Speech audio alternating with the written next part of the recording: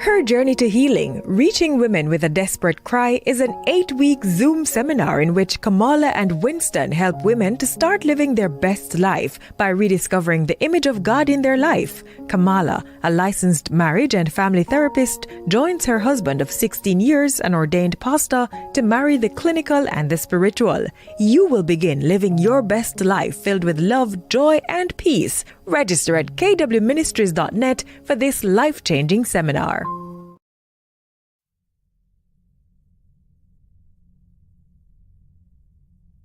So anxious resistant. So remember there were 4 categories, right? So anxious resistant kids were on the opposite end of the spectrum. They didn't have a lot of self-confidence. They really clung to their caregivers, whether it's parents. When I say caregivers, I mean parents, grandparents, just old people in their lives who were, really part of that initial bonding experience. For these kids, they tended to have really exaggerated emotional reactions to stuff, but they also kept the distance from their peers. How did this translate into adulthood? That translated into anxious, preoccupied adults. And so they kind of formed less secure bonds with partners and feel really desperate for love and affection.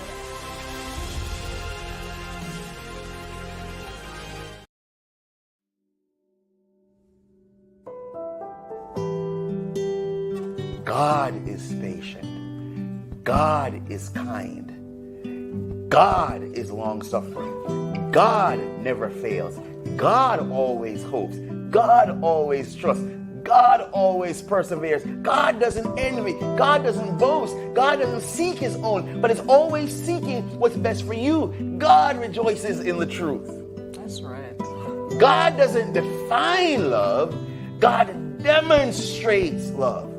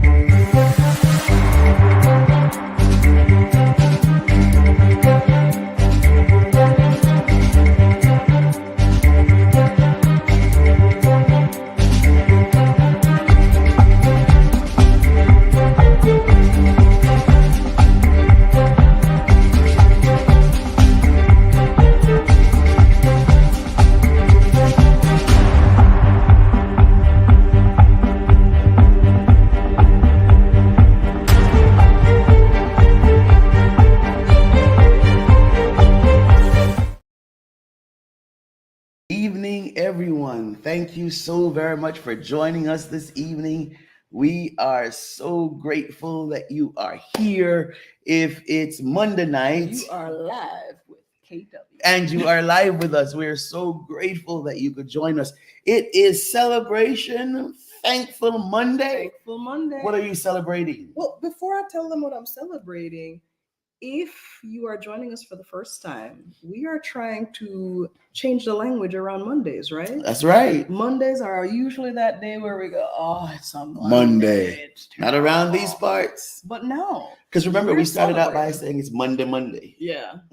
But We're not doing that. We revamped that. That's right. And so we want to celebrate because celebration is a great way to start our week. It's a great way to set the tone for the rest of your week. That's right. So today I am celebrating a productive day at work. Oh, I love that. I love that. Hi, Christine. What are you celebrating today? Been a wild, crazy working time. No, Christine. No.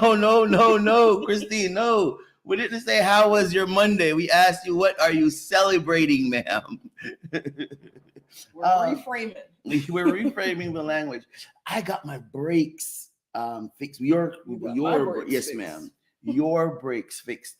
And I'm celebrating the member that sent the mechanic here and paid for it. Yes. So I'm very, very, very, very, very thankful. I have big celebrations. Like, those things were gone. Listen, I knew that.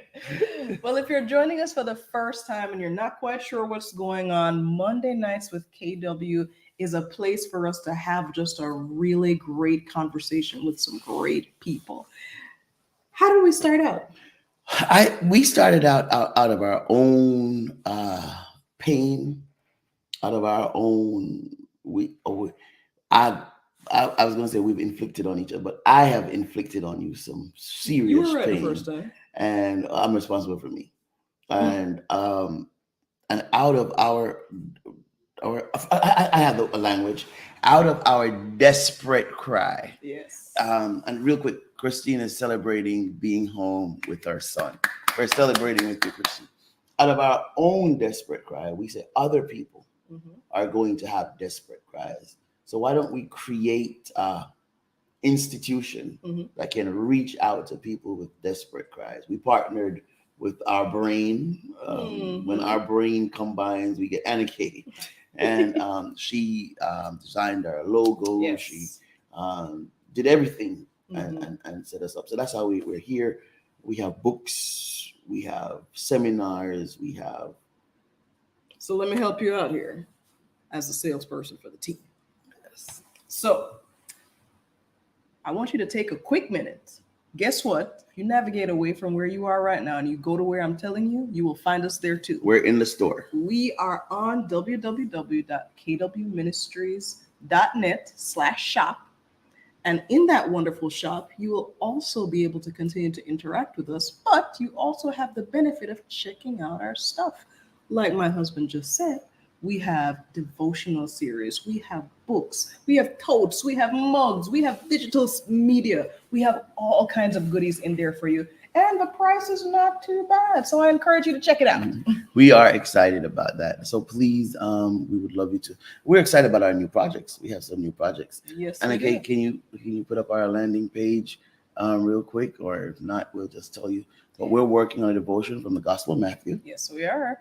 And we're also working on a journey to healing, a therapeutic approach, and we're journey to healing, a pastoral approach. Now it's going to say spiritual, but we've changed it to a pastoral approach. So we're excited about those three projects. Are. And the beautiful thing about it is if you're familiar at all with our page, you'll notice that there's a journey to healing seminar, online seminar that is available to you. And so this information that you're now seeing is a continuation of that discussion. It's a part of that. Yeah. All right. So we're grateful that you could join us. Thank you. There it goes. There it goes. See? Thank you so very much for being here on tonight. Well, we are about ready to introduce our guest. Yes. Our guest. I have known our guest for over, oh boy, man, we've left college for a long time. And if you believe it or not, she looks the very same as she looked in college. I don't know how Dr. Chinwe does that, but she looks the very same. And she is the very same as it relates to her personality. She's one of the kindest, gentlest, sweetest persons you will ever meet. I don't know. She has her own practice, and I don't know how she makes money. As a matter of fact, I think we should ask that. Maybe we are exploring the world. Right, she can decide what she doesn't want to answer. But I don't know how that woman makes, because she's one of the kindest, most gentle persons I have ever met in my life, and it gives me great honor to introduce. I don't know that I'd say we're friends. We haven't spoken in years, but I know it's somebody I respect. I know it's somebody I admire. I know it's somebody I love. Dr. Chinwe, thank you so much for joining us tonight, and we're going to let her in. Anna Kay, you want me to do it? And there she is. Hey, Doc, how are you? Hi. Listen, let's start here. How do you look the same? I don't know if I do. You don't see these little grays right here, right on the side? Where? Stop lying. Listen, you see gray hair, mommy? I can't see. I don't know what you're talking about. How are you, Doc? I'm all right. I'm grateful and I'm blessed and really happy to see you all sort of like do your thing as a unit. Honestly, it's couple goals, really. Congrats. Let me ask you this question. How was your Monday? No. Wrong question. What are you celebrating today? There you go. Yeah, man. I will say I am celebrating the opportunity to be able to take my kids swimming. Ooh, yes.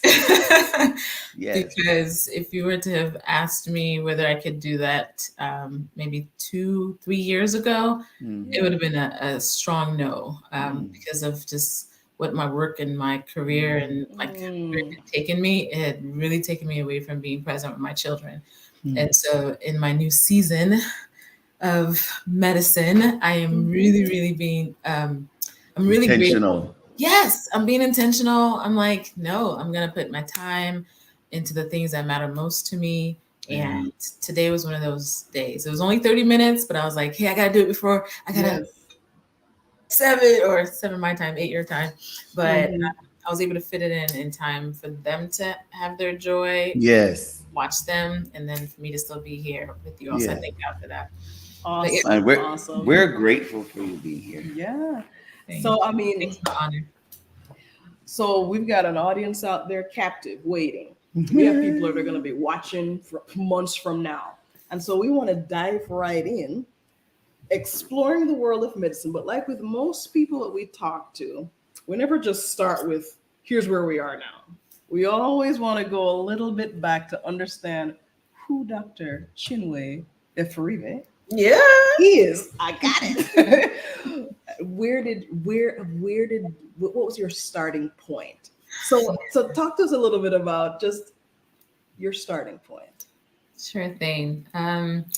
Where to begin? I may not sound like it, but I am Nigerian. I was born in Nigeria in Ibadan, but my dad was a pharmacist, and my mom back then was a teacher, but now she is a nurse and she moved to the U.S. So I grew up in Nigeria, first of 4 children, and we moved to America. My mom and I alone moved when I was about 8.5 years old. And my dad and my siblings stayed back for about 4 years while my mom sort of prepared for the rest of the family to move over. Unfortunately, the year the whole family was supposed to move, my siblings came and my dad was due to come, but he passed away when I was 12. So from that age, my mom has been doing a wonderful job raising 4 children, Black children in America, just trying to navigate that system. But God has been really faithful in guiding her through it. And for me, I think when my father passed away, it kind of triggered something in me to say I wanted to be one less burden for my mom as the firstborn. So I started working at 15, like Six Flags. I just, so that kind of has led me to the kind of person that I am now and how I sort of, live my life with my work. But my family, we're still close. They live in Houston, Texas. I live in Austin. But that's my start. My start is Nigeria, and I speak Igbo, and but I've learned Spanish and French along the way. Creole, went to Haiti for naps when I was at Oakwood, and all that stuff. But yeah, but So Nigeria. let's go back to Dad and talk to us. You said at 12 years old, Yeah. she said that she decided she did not want to be a burden. Yes, I heard that. So I want us to deal with both things. I don't know in what order, but I want us to deal with, talk us through 12-year-old Chinwe losing Dad and somehow transition that to how did that become I may be a burden. So at 12 years old, how did you even recognize that language of burden? And talk to us about that. I mean, this is a very fascinating question because someone had mentioned me talking about my dad, and I don't usually talk about him lately, but this weekend I happened to. So the fact that you're asking me this question, I feel like I probably need to process this a little bit more. But it was, I don't know. I mean, I'll tell you how. So I think it factored into how I found out that he passed away, and sort of what that meant in what we're doing in America. Because the initial intent for my dad, he'd always had a vision for us to be in America, even in Nigeria. Like when I was growing up, he didn't really teach us Igbo in the house. He said, you guys are going to speak English, proper English. I'm going to put y'all in Catholic school. So that's why I don't really have that much of an accent, because I was speaking, somewhat of a British English when I was in Nigeria. I hear that British. I do. So he had a vision for the family long before we were even here. So and he would always, like, he would make me read newspapers when I was 6 years old. And when I would fuss, he'll say, I'll say, I don't know the words. Like, just circle the words and use a dictionary. Circle the words. So he taught me active reading. So I learned a lot of, just being able to be independent came from my dad. I remember a friend of mine allowed me to, like, I don't think she let me borrow it. She gave it to me. It was some old checkbook that her parents were using, but she's like, oh, you guys, you want it, you can have it. And so my dad found it in my possession, and he was a little bit disturbed. He was like, whose is this? And I don't need you borrowing things. You need to be able to be self-sufficient and, have your own checkbook. Like, you need to learn to, fend for yourself and not depend on too many people. So I think that was a very early lesson that my dad instilled in me to learn how to really work through things. I remember one time, and these are memories, again, that I haven't had in a long time, but what I do remember of him are these, time points.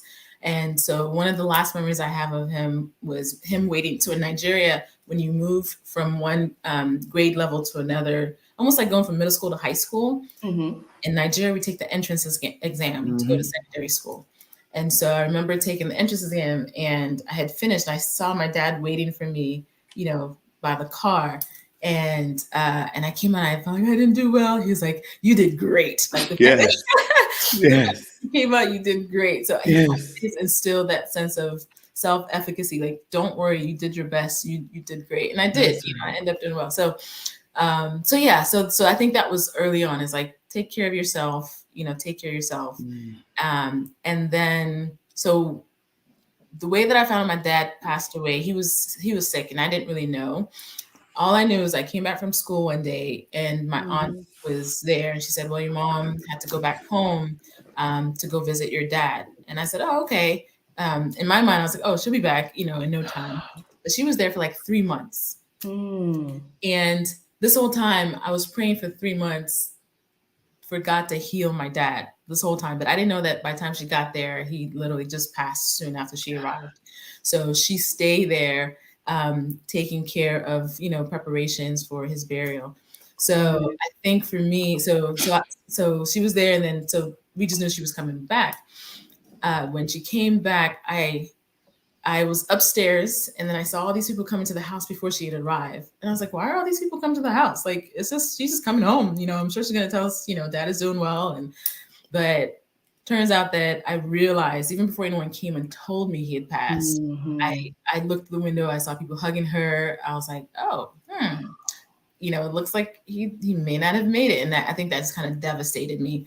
And when I saw people going to sort of take care of her, I think for me, that clicked in me saying, I need to take care of my mom. Like, it's weird. And I don't know. I just like, I need to take care of her. And that was it. Like, and there were times that it was a struggle, because there were times I didn't come home from college because I was doing literature evangelism work so I can pay for tuition, or I was, RA. I was doing so many things so that she wouldn't have to worry about me. But I think it was just that sort of like child mindset saying, I need to take care of my mom, I need to take care of my mom. And take care of my mom, even though I didn't have anything, I felt her having 3 children was a way to lighten her load than having 4 children to worry about was the little bit that I could do. And so, yeah, so that's kind of all I can think of. This is my first time talking about it out loud. So thanks for having my counseling session here. This was good. How did Dad not getting well impact your decision to become a healer? Yeah. Oh my goodness. I think in so many ways. Yeah, that's a very good one. I mean, I almost want to say it may not have. She has me crying. I can wipe my eyes now because I said it. I'm crying. Let me wipe my eyes. You're funny.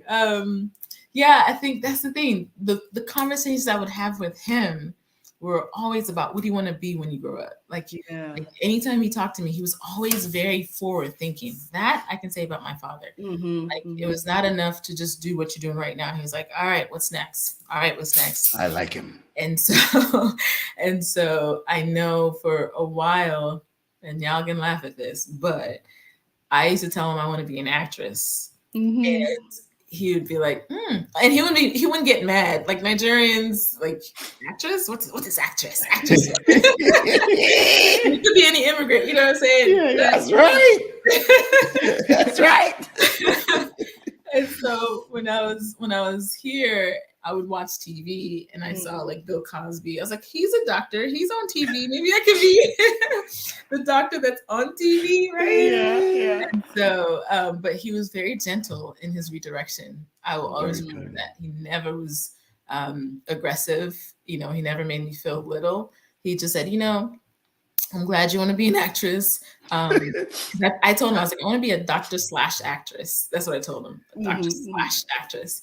And he said, okay, well, try to think of the doctor part a little bit more and make sure you focus on your study. So he was, that's all I remember, that he was just gentle about it. But I think me watching my dad and how he worked with children influenced me to consider pediatrics as a health career. That's for sure. We were in, this again, all in Nigeria before I was 7 or 8. The children's department in Nigeria, we would have children's church separate from the major church, the larger church with the adults. And my dad always came there to give children's story, always, like very vividly. I can remember him. And I think I was proud, but he would make the kids laugh and, just very engaging. And I saw, for me, healing, not necessarily in medications, not necessarily in injections. It's like healing the soul. I was like, I think I want to do whatever it is. I want to do that, So I wouldn't say that later on I connected it right away, because when I entered medicine, I wanted to be an OBGYN, obstetrics and gynecology, because of Bill Cosby. I was like, I want to deliver baby. But meanwhile, in classes, I was thinking OBGYN. In my regular world, I was always in children's ministries. I started doing children's story. I was starting doing like vacation Bible school. I was doing that naturally. And I remember vividly my second year of med school, during a delivery, I kept seeing that they would take the kids a particular place. Like I love this. I love this, Doc. I love this. Go ahead. Where are they going? Yes. like the babies are being delivered and they're going. That's good. That's good. I want to go over there. Clean them up, resuscitate them, and wipe them. I want to go over there, and that's how I switched from over Wow. to pediatrics. And then it just became more natural because even when I was in med school, I was doing youth ministries. I was children's youth director, not choir director for 7 to 9 year olds, and I would do AY stuff.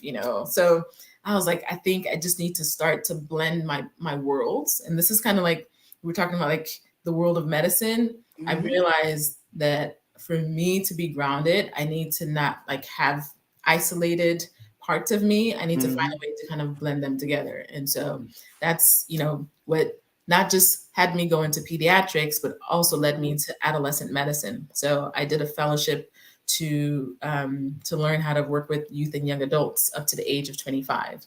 And so I'm just trying to, bridge my world so that I'm not having to work in sort of antagonistic fashions. Thanks for your question. Yes, I have an. So you now decide that you're going on this journey. Speak to a child who is not yet. As a matter of fact, I just talked to 2 today. Oh my gosh, I wish I thought about children. I just talked to 2 today. One is getting ready to go to her freshman year of college, and one is in her getting ready to go to her sophomore year.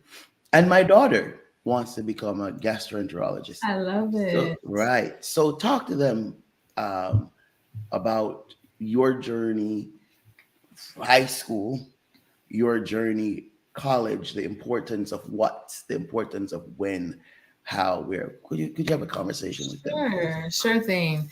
I love this. Mentoring is like, I think one of my superpower because there's one thing about me, like I feel like if I pass one space, I want the space to have like a bridge. Hey, Doc, I'm so sorry. 1 second. I'm so sorry. Raquel Harris just said good evening. She said it a little while now. Said good evening. I'm Marilyn Remo's daughter-in-law. Thank you, Raquel. That means that there are 6 people watching right now with this one message, because, and let me so I can say this, Sister Remo is one of my members, and she's actually in the hospital with her husband, who the doctors have given 36 to 48 hours to live. And so she is there with them, and her family is there, and we stopped by. And she said we will all be watching tonight. So, all right, Doc. I'm sorry. Hello, Lucinda Sykes. How are you?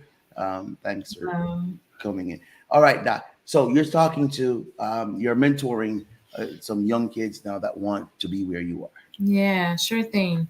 Yeah. So what I tend to say, because someone once told me, what you hope to be, you are becoming. And it's important to sort of listen to people around you who are seeing your evolution and your growth, because that's going to come in handy. Sometimes we don't know, like we have to look in the mirror to see ourselves because we can't necessarily see ourselves. And people around us are that mirror at times. And so one of the first advice that I usually give to the students, sometimes they shadow in my clinic or they volunteer in my clinic, I just say, find a way to track your life, whether it's through journaling, whether it's through your calendar and dates, whether it's through just people that you connect with, the stories that you share, because it's not until you sort of like make time to reflect, you need to look back and say, oh, like, how did I get here? Because that's the one way for you to be able to like learn what you need to do differently, or what you need to do is find a system to track. So I will say at a very young age, I would always either have a to-do list. Before I even started journaling, I would just have like a paper that I would like write to-do lists of what I want to do. Whether it's the beginning of the school year, I want to make all A's, or I want to grow my hair longer, or I want to, buy whatever. So I don't know. Again, I can't say, I want to say my dad instilled that in me, or my mom, but you read my mind. That's going to be the question. Yeah, I'm like, I just know I've always been right, and I can find those pieces of paper somewhere in my yearbooks or things that I've just been jotting down things I want to do in my life. And it might be small things, but over time, it's important to track that because it shows the things that matter to you and how you're putting effort into achieving them. So, and sometimes it'll be recommendations from my counselor or from my mom or whoever, but whatever it is, I'm hearing it and it's, you know, um, integrating with me somehow, then I'm writing it as my own particular goal. So I say track it. You got to track yourself. You can track yourself through your goals, and you can track yourself through just journaling. This is how the day went. The second thing I usually talk about is where to begin. Exposure. And exposure is sort of like, unfortunately, depends on like who your parents know or who aunties and, but like if you put yourself in situations that are new, or if someone says you need to meet someone, like don't shy away too much, because just that connection with that one person could be your next step up and you don't even know it. Or it could be, I'll never forget, like my mom was an ER nurse, and when I decided that I think I wanted to do something in the healthcare field, she would just like say, "Hey, you should meet Dr. Johnson," you know, And so Yes. anyone that my parents or my mom or whoever would connect me to, like something about me being open, like I won't say I was shy. I am an introvert. People don't believe that, but I am a true introvert. But I just make it happen. To talk when I need to, but it wasn't easy for me just to start up conversation. So I would tell these young people, if someone is connecting you to someone, please try your best, because you don't know what that person can give you insight on. That could be the next thing. Like, here's a scholarship that you should apply for, or here is a skill set that you need to have, and here's a way to learn that. Here's a job opportunity that no one knows about, but because I'm talking to you and I'm learning about your interests, here you go. So yeah, track yourself, and then be open to new opportunities and new exposure, because that really makes a difference. I want to pause you right in there before you go to your next one, Doc, because I just want to highlight something that we keep coming across in every single conversation, which is the importance of people, relationships, connections. And here you are saying it again in a different context. And from a young age. Yes. But who am I connected with? And just recognizing the value of people. Yeah. So I really appreciate it. I wanted to highlight that. Go ahead. Yeah. No, it's good. Community is big. Community is big in so many different ways. Because, so that's that. And then the last two ones could either be about how you deal with failure, how you deal with setbacks. Because a lot of us don't do things because of fear of failing, or or when we fail, I'm telling Ariana to come on right now. or we stay, or if we fall, we stay. Good evening. Or if we fall, we stay really low for a long time, and we just we get such a despair that we are not like what the Bible says, getting back up 70 times 7 and all that, just being persevering and enduring. So I have them sort of like get used to that feeling uncomfortable. Yes. You've got to learn how to get used to that, because it's not going to stop. Like you're not going to, like, even if you fail it, that's not going to be the only time you're going to fail in the future. So start learning more about what your options are when you fail. Right. So, Chinwe, let me ask you this question, and I'm sorry. I want to talk about your children for a second.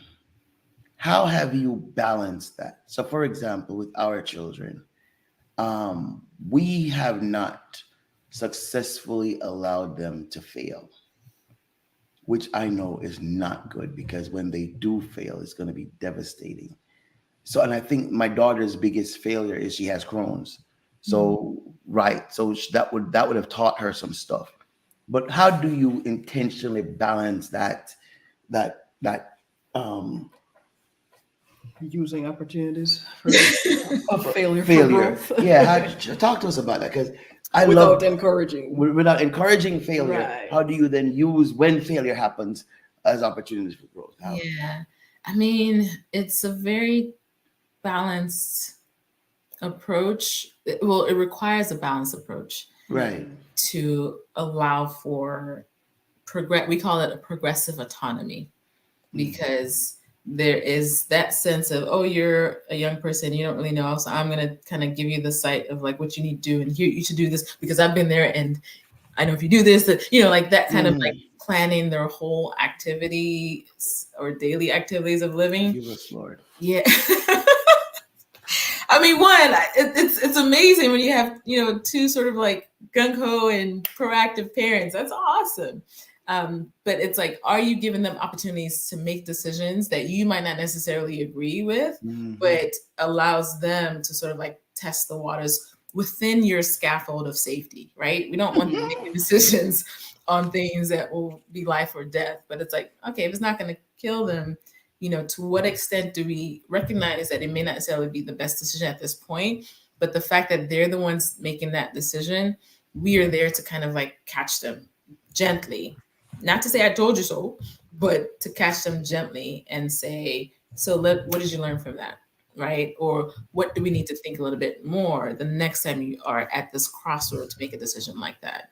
But I am curious though, I know I just answered that, but in my head, my first question was like, what do you mean when you say that you haven't allowed your children to fail? Like, and I don't even necessarily consider like having a chronic condition as a failure, because it's an autoimmune condition. Like it's different if it's like tobacco, lung disease. Okay, yeah, I see that. But yeah, give me a sense of what do you talk? I know I don't want to. Right. When I say Scaffolding is real close. when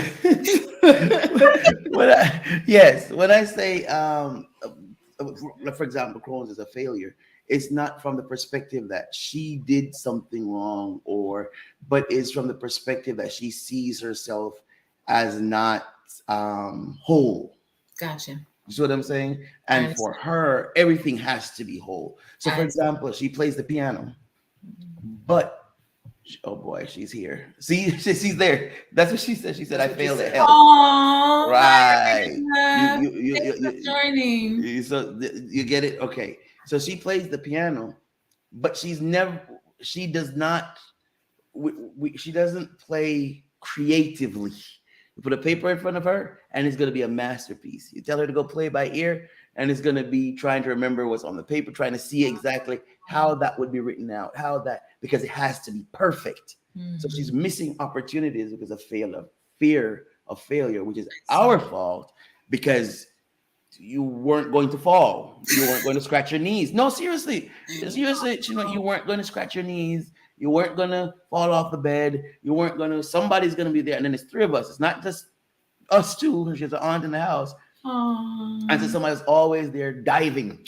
Yeah. So that's what I mean by that. And we're seeing the mistake that we made now. I see. Yeah. I mean, there's no rule book. I mean, I tell you, I teach this thing and I practice in my practice, but in my house, it's real. I have a 10-year-old daughter and an 8-year-old son. And they're like this level of perfection that our kids have. It's hard to sort of like beat. And sorry, I'll try not to read the comments that come up. You guys, I'll leave that to you. But yeah, I think, and then my husband and I have different ways, and our approaches are different too. So I'm always seeing like the longer term, like, okay, no, if we give in right now, then they're not going to learn how to survive when we're not around. Right. And so it's like, how do I prepare them for that sort of like, autonomy and independence? It's a milestone, just like how we want them to start walking between ages, 12 months or 8 months for some. Like we need them to learn to do it. Yeah. Which is why mine didn't walk that during no time. Which is why my 5-year-old doesn't eat food now. I'm just being real with you. I know. We screwed up with our parents when it comes to that. I know. It hurts us. And mind you, it's like us looking back to say, well, is it something that we said that we went through that we don't want to have our children go through? I think it is trauma. Yeah, I mean, there's a lot of stuff that we were just. But I'm seeing some of that in my clinic. Like Mm-hmm. when young kids are not being sort of given that opportunity to sort of like, I don't know, critical think on their own in safe spaces. Then someone says failure is when you choose not to try and try again. Yes. Like honestly, like it's seeing the sort of growth in failure. Let me give you a quick example with regards to that. So it took me the longest to start my clinic because I was worried. I was worried to some degree that it was going to be too successful, that it was going to fail. But I was just worried that it's not going to be what I envisioned it and something's going to go wrong. But I had a coach that put me through an exercise, and she said, close your eyes and visualize your clinic being everything that you want it to be. And I did that. And I was like, naturally reflex smiling, all of that. So, as I was envisioning all like community outreach, all that. And then she said, all right, now close your eyes and think about your clinic failing. And this is before I even started clinic. It's like a year and a half before the clinic even started. And just the exercise of me thinking about the clinic not being anything, like maybe people writing bad reviews about it or me not doing the things that I wanted, just the thinking about it, I started bawling, right? I started bawling. And this is just how much our mind and our bodies are so intertwined, right? And so when I finished that, she said, "Are you done?" I was like, "Yeah." And so then she said, "All right, now think about what you're learning from that. Like in terms of your clinic failed, but is that all that you are? Like, is that all that you feel that you've been created for is just that clinic? Are there things that you were planning to do through your clinic that if the clinic fails, you could do it in a different way?" Right? Yes, ma'am. And so then it detached me, like it almost like freed me from this high expectation that I had that all that God is gonna have me do is gonna be through this one avenue. Yeah. And And I can't you hashtag anything here, and this is good stuff. Oh my gosh. hashtag growth mindset. Like that's I like that. It's growth mindset. It's allowing, and that's what I do in my clinic. That's part of the coaching that I do for teens when they come and we're doing all like, how do you, address anger? How do you manage procrastination? How do you, reduce self-harming behaviors? It's about your growth mindset. It's saying, is this the only path that I can think of to solve this problem? Is this the only path? And you can do your own sort of like practice to think through it before it even happens, so that when you're ready to do it, you're not so rigid in the way that you do it, And so that's what I try to do with my children, like I'll give you one example. My 10-year-old is always sort of like heartbroken when she can't stay with her friends or connect with her friends. And so anytime this play date is over, it's just before she even leaves, she's crying. Oh, this is her now. She's crying. But we're trying to work on exercises to say, yes, but let's not diminish all the fun that you had Right. But then you're just like wasting all the fun and you're just worried about something that hasn't even happened yet. So we do, every time we do an exercise, say, let's reframe it and say, oh man, I had so much fun. Yes, I'm sad, but I can't wait for the next time we're going to meet again. But again, it's like a repetitive thing that we do so that it's less and less of an issue. But it's not easy because you don't want them to seem in distress. I have a question that I want you to think about while I'm reading some of these comments. Did your dad, being a Nigerian dad, he didn't allow you to fail too much, or did he? So I want you to think about that. But don't answer it yet. Let me read some of these comments and then you answer it on the other side of that. All right. So Mike Blivens says, good evening. Good evening. Good evening. I think that's Pastor Blivens. Welcome. Thanks for being here. And Lucinda Sykes is actually saying that she's listening with her cousin, Marilyn Remo. Okay. Thank you so much. Thank you so much. We really, really, really appreciate you guys. You're going to be in for the win in a little bit. And then Mom says, I like Dr. I like that. I like that, doctor. Just giving the option to know you can get it wrong sometimes, but you can get up and start all over. Yes. And I think that was beautiful. Your Nigerian father, I know he didn't put up with opportunities to. Well, let's see. Let's get Christine real quick. One has to have an inner drive that propel them beyond failure. Find strength and be so confident that nothing or no one can make it because you fail. No one can make it because you fail. Yeah. Because you feel life is not beautiful and you can't make it. So get Right. away You from want that that. You mindset. don't want to have that mindset. Yes, Correct. very good, Christine. Thank you so much for that. Doc, tell me, go back real quick. And Doc, we only have 20 minutes. I can't believe this. I know we haven't, but so we'll just do a part two if you don't mind coming on again. But tell us about your dad and how he dealt with that, and how did you get a different mindset from that if he didn't, because I just don't say Nigerian dad saying it's okay to fail at anything. So let me hear that. Yeah, I mean, this is where I may shift a bit because I don't remember too much of my dad and decisions I as got you. much. I got you. I got you. I But got with you. my mom, yes, Ah. that woman, yeah, I think I learned, I perfected my failure under my mom's guidance. Because, well, I will say this, she taught me resilience for sure. Ah. Yeah, my mom definitely taught me resilience. Mhm. Yeah, I mean, where to begin? Like, where to begin? Because even with when I was in school and trying to, make ends meet, and this is where I can see why parents kind of keep the scaffold a little bit close because Pray for us. because there is a slight chance that your children may or may not resent you at some point. I'm gonna be honest about this. And if my mom's watching, I love you. Mwah. But but there were times growing up that because her scaffolding was a little bit kind of wide, she was always there, don't get me wrong, Yes. when I needed her the most. Mhm. But for the simplest things that I was like, oh, that's my mama. I'm gonna call her up and she's gonna blah, blah, blah, blah, blah. And she was not there. But I now look back and I was like, she must have done that very intentionally because now she's like, oh, you want this, you want this.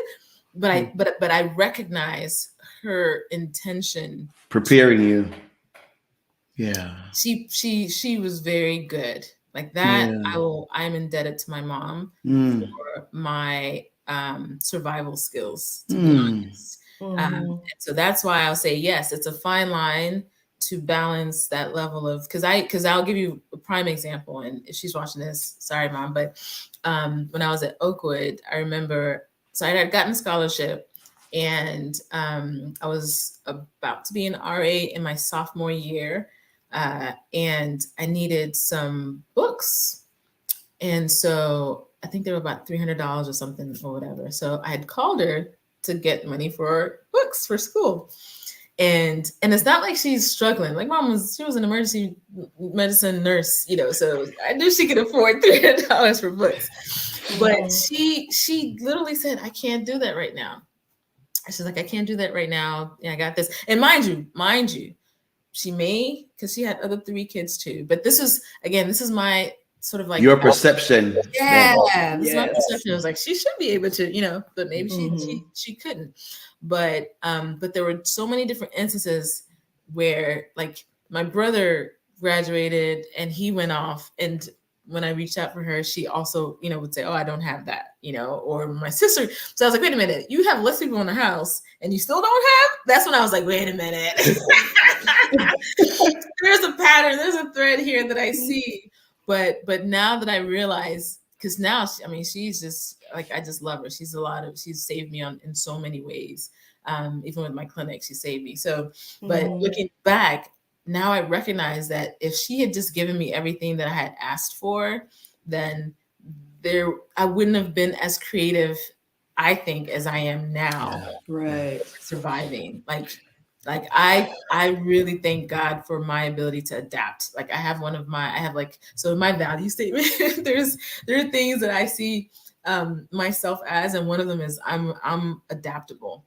And I think my adaptability came from not having like a safety net that was always there all the time whenever I needed something, because when she didn't, provide for me with those books. I went and I was hanging out in a financial aid office, writing scholarship letters and trying to apply for anywhere and anybody who would give me a scholarship for stuff. So I got, the King's Daughters, big up King's Daughters. They gave me a scholarship for the books.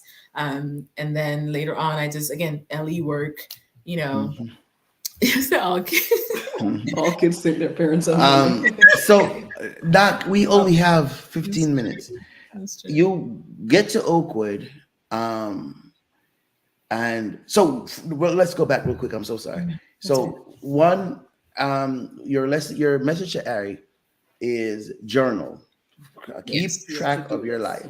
That's number one. Then your second lesson was be exposed. Allow yourself to be exposed to different people. Don't miss an opportunity for exposure.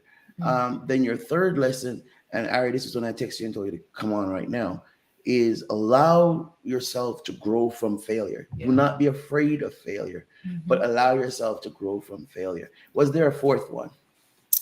I would say the fourth one, I think I wish I learned more when I was younger, because I feel I see the value in it now as I'm older, is celebrating your wins. Do not shy away from that as it being, self,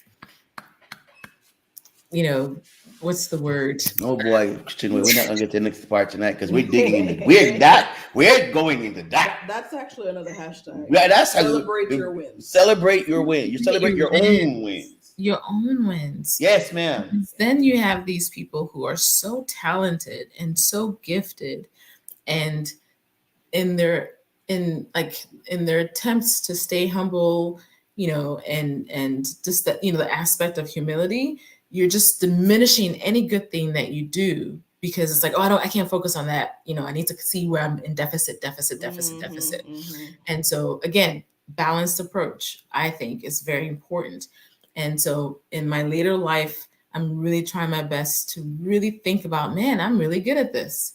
Or, oh man, someone told me that I did this and that impacted their life, and valuing it, right? Because when you don't value it, you're going to continue to miss out on ways that God is asking you to be a vessel on his behalf to really touch someone else's soul. And that, again, might deprive you from opportunities that you won't take because I'm not cut up. Like, again, imposter syndrome, it's real. Like, it's a very real thing. And the greatest contributor to that is the church. We no, it's true. We teach you that you're nothing. Oh, wretched man that I am. I am nothing. I'm lower than the dirt. And I want, for anybody on here where just as a minister of the gospel, I want to apologize to you because it's not true. You were created in the image of God. You are great. You are great. That's not a win to celebrate. If that's not a win to celebrate, I don't know what is. Oh man, Doc, that was healing, Doc. Yeah, I'm telling you, it's the reframing of a lot of things that we've been taught growing up.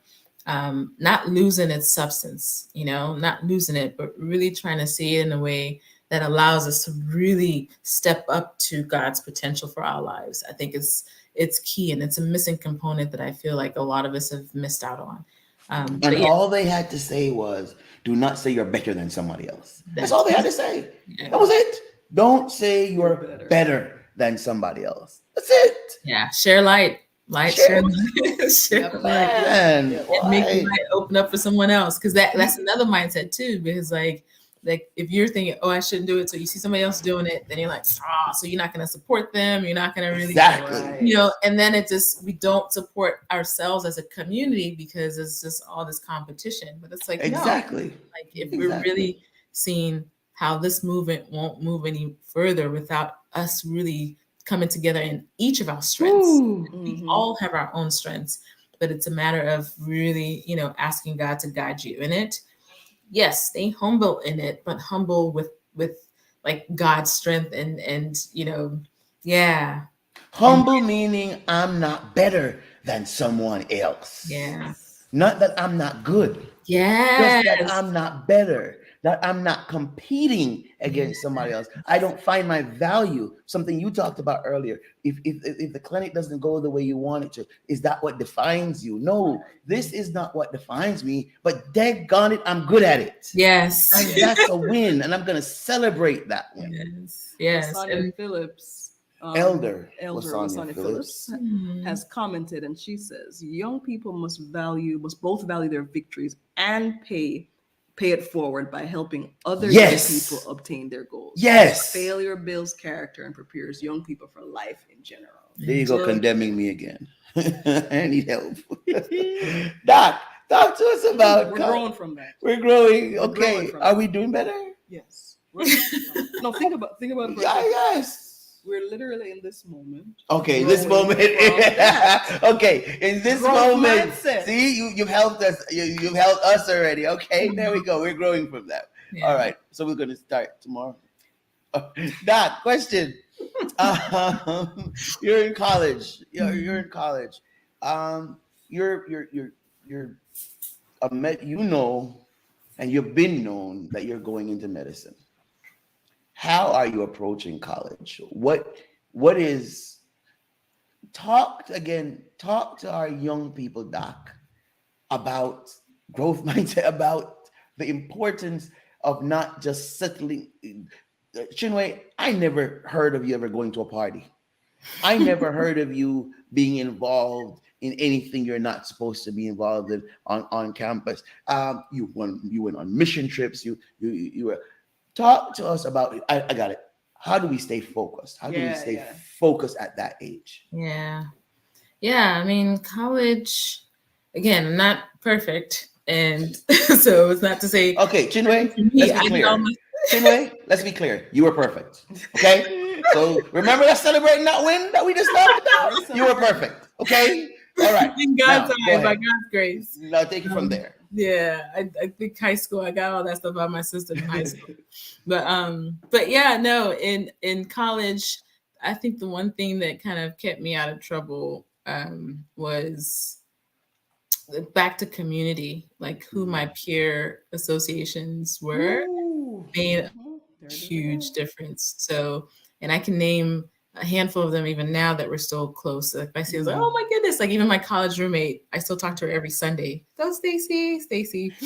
And so, yeah, so the people that I hung out with, I think could either make or break my direction.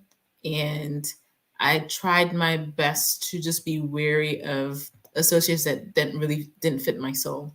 So ooh. Hold on. Hashtag beware of association that doesn't fit your soul. Hold on. What? Beware of association that doesn't fit, and I want to say doesn't. I'm in the South. I'm in Louisiana. That doesn't fit your soul. I'm trying to short down too. Peer groups, positive peer groups. Let me say that. Yeah, hashtag positive peer groups. That's important. But yeah, I think that because again, you're still finding yourself, you're still learning about yourself. Yes. So, I can't say, oh, it was because I knew every single thing and every single value that I had. I identified it and I followed through with it. No, there are some things that is because, I had friends who were going on mission trips that I was like, oh, I want to hang out with them. Yeah. And so the activities that we were doing, I loved how we were able to rejoice and spend time helping others. Yes. So that's one, I think associations. And then learning to find, for me, my learning style. I talk to college students and even anyone, but learn how you learn. Yeah. Learn how you learn, because that will really set you up for life. I remember my first year in Dr. Paul's honors biology class, and we take notes, like he's really strict in like how he delivers information.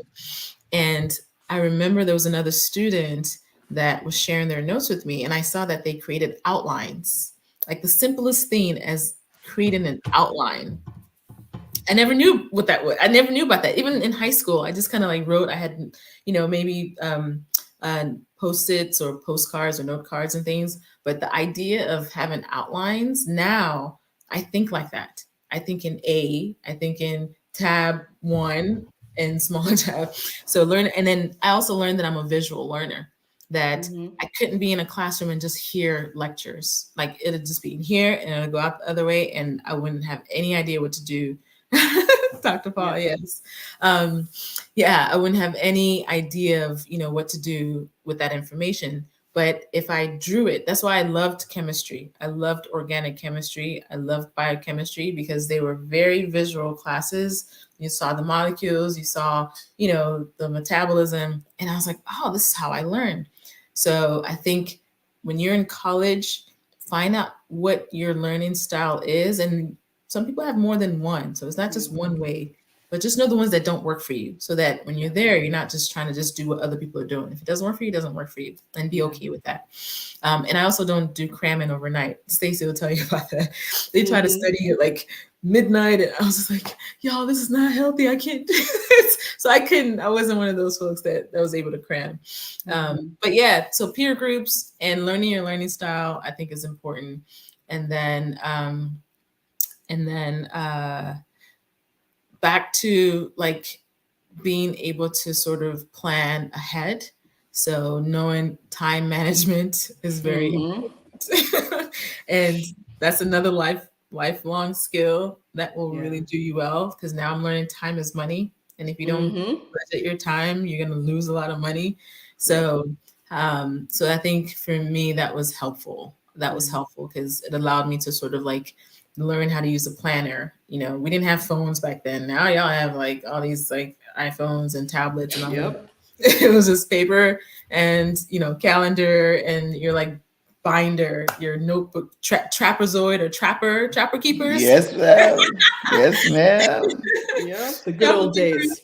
Dr. Chinwe, Yeah, those things. our time is up. Can we, let me ask you now, will you come back for part 2? Because you will. Okay, all right. So we'll Annika will contact you right after we're finished. Unfortunately, it's not going to be till August. No, probably not going to be until September sometime, based on your availability. But we want to, and should somebody not show up and they tell us in time, we'll then contact you to see if you can fill in there. But we want to ask you. I want to stay some more in college, of course. I want to stay some more.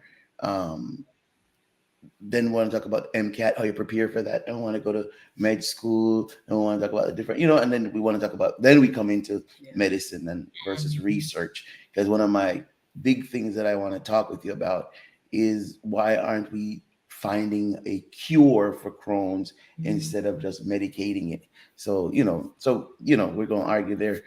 So I'm looking forward to our second go around. I want to say from the bottom of my heart, thank you. Absolutely. This has been such a great discussion. Something that I was thinking about that I also kind of wanted to hear about. We've talked about a lot of great things tonight. And I want to hear how those things have translated into day-to-day of practice. Because you mentioned, time management, what it was in college now is time is money.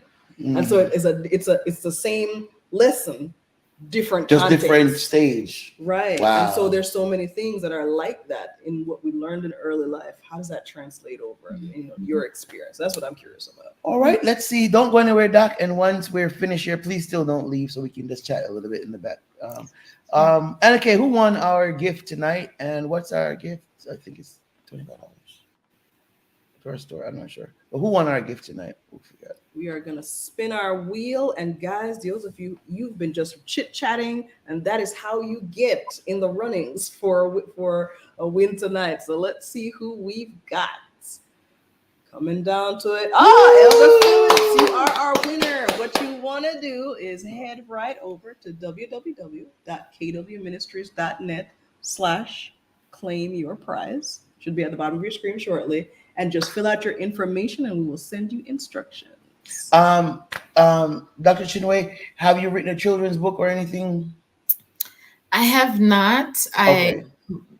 Yes, I know in my future is to write a book, but yeah, Okay. I have not. Okay. I was asking because we'd give it away as a gift. Oh, All right. So, Elder Phillips, you are our winner. Head over to www.kwministries.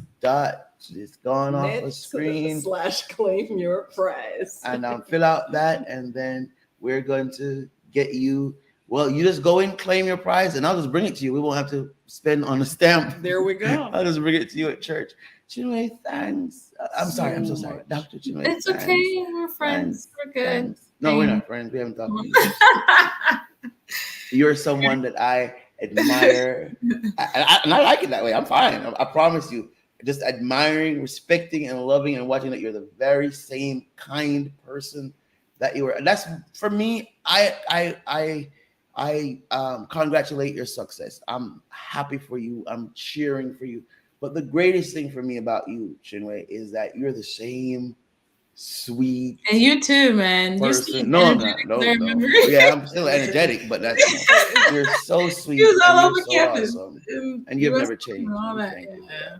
Thank No, you. thank you. I love y'all's ministry. I really do. I feel that it's really great to see couples work in alignment, and even just how y'all just like going back and forth and all the love and growth mindset and all. Like, oh, we're gonna fight after we get off.